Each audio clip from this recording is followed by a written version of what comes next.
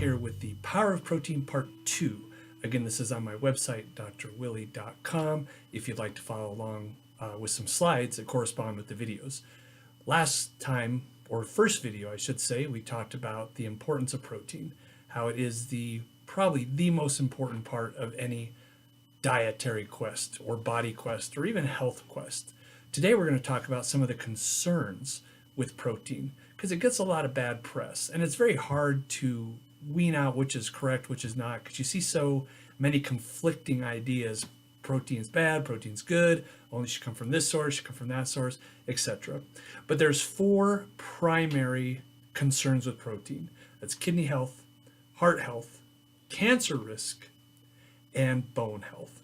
So to start with kidney health, people say because people with kidney disease need to follow a lower protein diet, they make a fallacy in logic and say all people need to be on lower protein due to kidneys.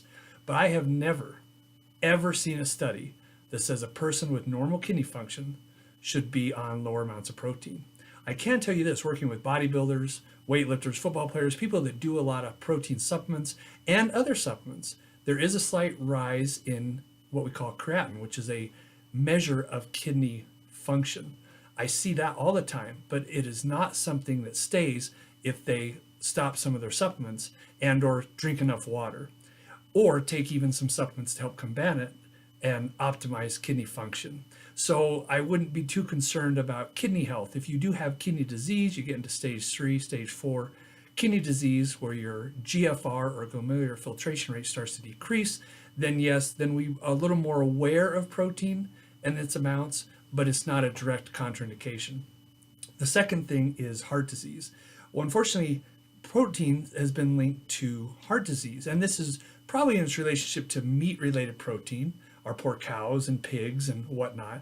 But I think what we forget to include in our blaming of protein is how much fat is associated with that meat. Or when someone's on a high fat or high meat diet, they don't have as much antioxidants, vegetables and fruits. So I'm telling you that, and that kind of fits in with cancer too, both the higher cancer risk and heart disease risk that's proposed by some authors with high protein diets. It might not be the protein, it may be other variables associated with protein intake. The last thing that we need to be aware of is bone health.